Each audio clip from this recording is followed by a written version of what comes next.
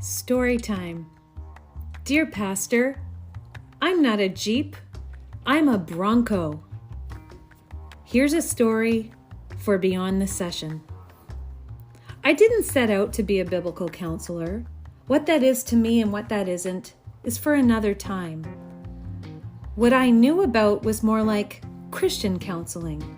My decision to take a diploma program at a local college in applied psychotherapy and counseling was really to try to legitimize myself in an executive coaching space. Of course, God had so much more in store.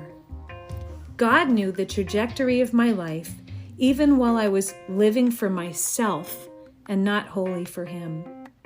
It was at the end of my counseling education that a lot began to change in my life.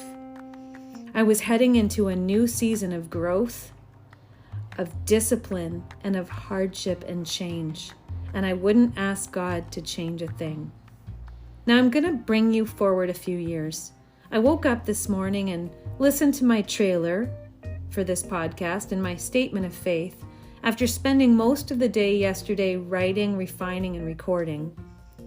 It thrilled my soul because I know the timing is right for this. Today was the day I was going to share it with my clients, current and past, and maybe even on my social media feeds where I haven't been seen in months. I know I'm stepping into a new season, forever changed from the woman most have known me to be. When God changes someone, everything changes. When God transforms a mind, creates a new heart, gives new desires, and aligns our will with His, it truly changes everything. It's not perfection, but a new direction.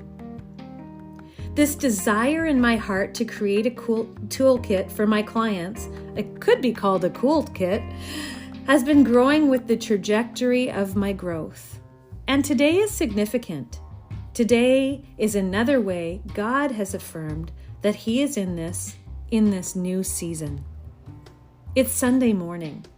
I'm reflecting on the day yesterday, the day of writing, recording, and posting some preliminary content on this podcast.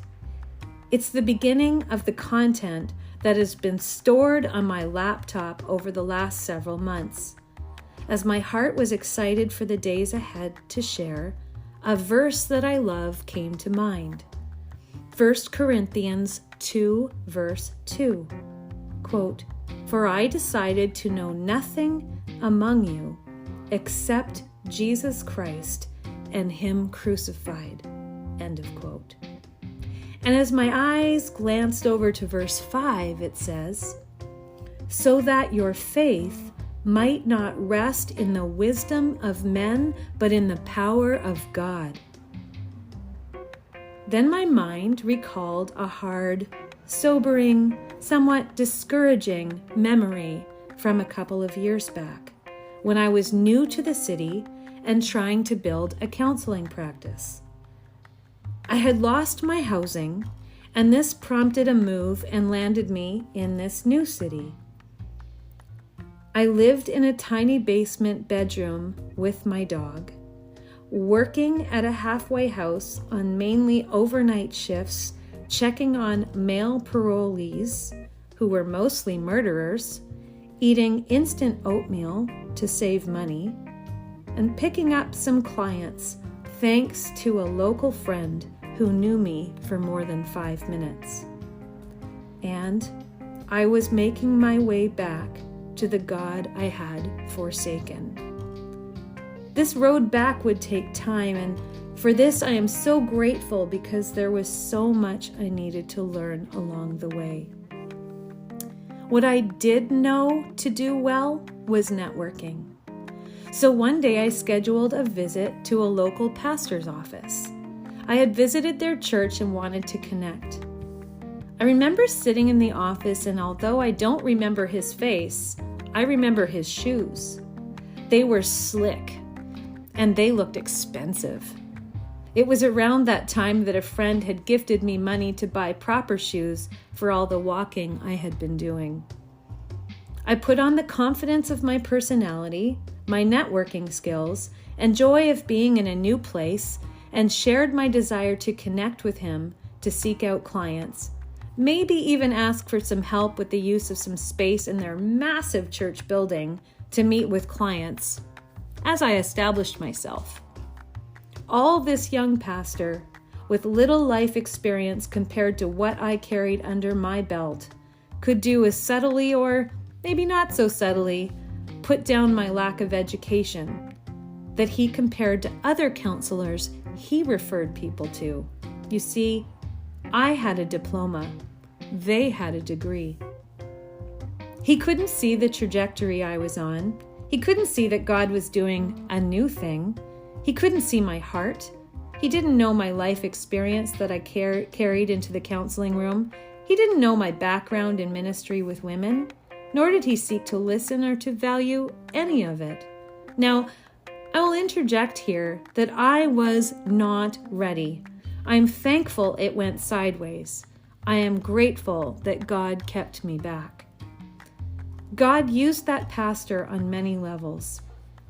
My confidence in that cold meeting dwindled. I fizzled into my chair and sank down into self-doubt. I left deflated. I fought back tears from the end of the meeting until I got into my car and I cried. I needed a connection, maybe some mercy, maybe some encouragement. He wanted to, quote, plug me in to one of his small groups in church. He was looking for another bum in the seat. But God. The word "but" is perhaps the most important word in the Bible. I love the ands and the therefores too. But God. But God was at work. But God used this discouragement and my stubbornness and even my pride and blindness of my own spiritual immaturity and sin, and He worked with that. I didn't know who I was. I thought I knew. I knew about God, but I didn't truly know God the way a woman who has professed Christ for years would know Him. But I was about to. I was about to be given a nest a few months later, just before the pandemic infested our world.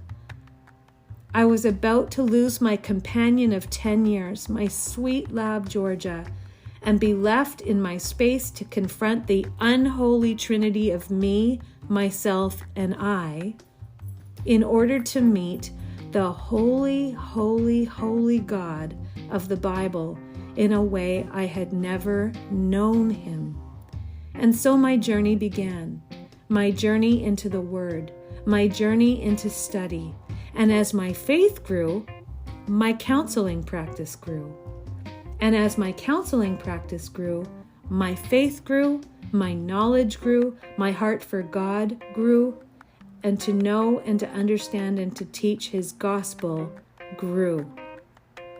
Of course, there's so much else to share, but here I am Sunday morning, and my heart is bursting. One more story before I get to the really cool part. A number of months ago, I traded my Ford Escape-In for a Bronco.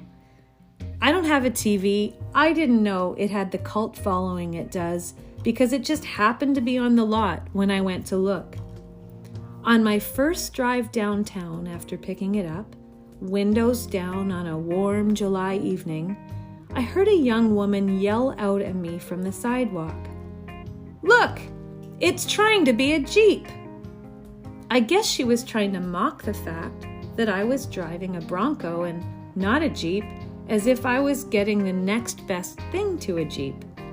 And before I could process what she said, I heard myself declare out loud a little ways down the road, and with my new companion Rosie by my side, "I'm not a Jeep, I'm a Bronco." And I smiled and drove on. You see, I know who I am now. I didn't know it then in the pastor's office. I had more to know, yet to know, and God to know. And so, dear pastor, I'm not a Jeep. a woman with a degree in man-centered theology. I'm a Bronco. I'm a gospel-minded counselor helping women with their problems, issues, and challenges with Christ-centered theology. But here's the God-sized cherry on top of this Sunday. As I pondered this, a thought came to mind to check the dates on my calendar to see when I met with that pastor, and so I did. And I discovered that it was on this day 2 years ago. Now, 2 years later, I can confidently and publicly declare my counseling calling. For I decided to know nothing among you except Christ crucified, so that your faith might not rest in the wisdom of men, but in the power of God. You can keep your man-centered education. I'll take God's counsel any day. To do otherwise is inconceivable to me. And so October 17th will remain a special day for me. And so I smile and I drive on.